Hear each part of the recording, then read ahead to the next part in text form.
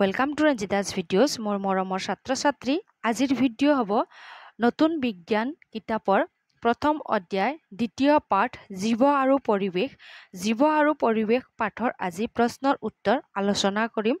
চেনেলত নতুনকৈ আহিছে যদি চেনেল সাবস্ক্ৰাইব কৰি থৈ দিব, নতুন ভিডিঅ'ৰ নটিফিকেশন পাই থাকিব। ভিডিঅ' ভাল লাগিলে লাইকো কৰিব। আজি ভিডিঅ' আৰম্ভ কৰোঁ।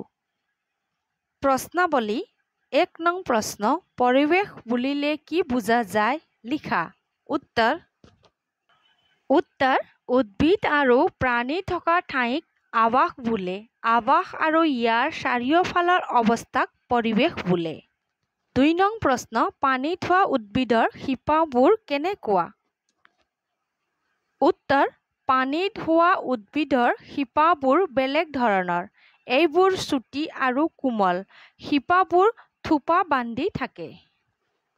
3 নং প্ৰশ্ন, অভিযোজন বুলিলে কি বুজা? লিখা। উত্তৰ সকলো জীৱই বিভিন্ন উপায় বা কৌশলৰ সহায়ত নিজৰ পৰিৱেশৰ লগত খাপ খাবলৈ চেষ্টা কৰে। পৰিৱেশৰ লগত খাপ খাবলৈ লোৱা এই উপায় বা কৌশলবোৰক অভিযোজন বোলে।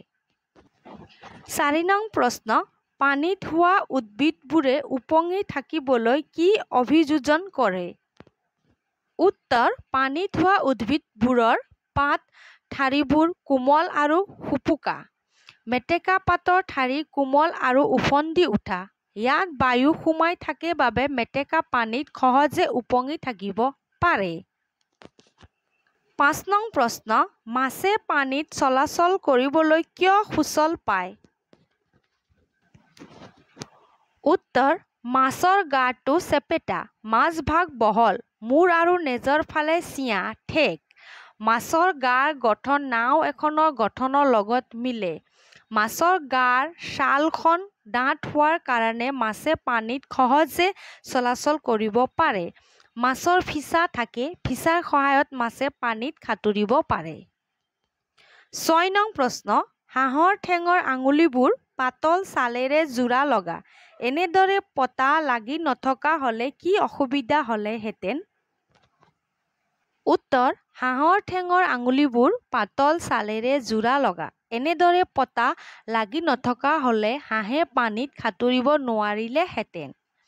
তোমালোকে হলে লিখি তাৰ পিছত পানীত সাঁতুৰিব অসুবিধা হলহেঁতেনো লিখিব পাৰিবা। ঠিক আছে। 7 নং প্ৰশ্ন, উটৰ কোচটোৰ উপযোগিতা কি? উত্তৰ উটৰ কোচটোত উটে বহু পৰিমাণে চৰ্বি আৰু পানী জমা কৰি ৰাখে। মৰুভূমিত খোৱা বস্তু আৰু পানী সহজে নাপায়। বহুদিন কোনো খাদ্য বা পানী খাবলৈ নাপালেও শৰীৰত জমা কৰি ৰখা পানী আৰু চৰ্বি ব্যৱহাৰ কৰি উটে ঘূৰি ফুৰিবলৈ শক্তি পায়।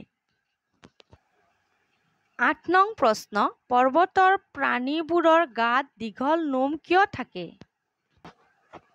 উত্তৰ ওখ পৰ্বতৰ ওপৰত ঠাণ্ডা বেছি, সেয়েহে পৰ্বতত বাস কৰা প্ৰাণীবোৰৰ গাত দীঘল নোম থাকে। 9 নং প্ৰশ্ন, 3বিধ বাকলি থকা আৰু 3বিধ বাকলি নথকা মাছৰ নাম লিখা। উত্তৰৰ কাৰণে তোমালোকে কিতাপত চাবা। বাকলিত থকা মাছৰ নাম ইয়াত দিয়া হৈছে, বাকলি নথকা মাছৰ নাম বাকচত দিয়া হৈছে। তোমালোকে যেতিয়া উত্তৰ বহীত লিখিবা এনেকৈ লিখিবা। 3বিধ বাকলি থকা মাছৰ নাম ৰৌ, পুঠি, মিৰিকা আৰু 3বিধ বাকলি নথকা মাছৰ নাম বৰালি, মাগুৰ, পাপ। ঠিক আছে। এতিয়া আমি আলোচনা কৰোঁ 10 নং প্ৰশ্নৰ উত্তৰ। 10 নং প্ৰশ্ন চোৱা, কিছুমান পোক পৰুৱাই পানীৰ ওপৰেদি কিয় সহজে অহা যোৱা কৰিব পাৰে? উত্তৰত লিখিবা, পানীৰ ওপৰেদি অহা যোৱা কৰা পোকবোৰৰ ঠেঙৰ গঠন বিশেষ ধৰণৰ। ঠেংবোৰ দীঘল। কিছুমান পোকে পানীৰ ওপৰে ওপৰে জঁপিয়াই খোজ কাঢ়িব পাৰে। কিছুমান পোকে পানীত অহা যোৱা কৰিবলৈ সিহঁতৰ ঠেংকেইখন বঠাৰ দৰে ব্যৱহাৰ কৰে। তোমালোকেও নিজৰ উত্তৰ বহীত উত্তৰ লিখিবা। এতিয়া আমি আলোচনা কৰোঁ 11 নং প্ৰশ্ন চোৱা, ভেঁকুৰে কিয় নিজে খাদ্য প্ৰস্তুত কৰিব নোৱাৰে?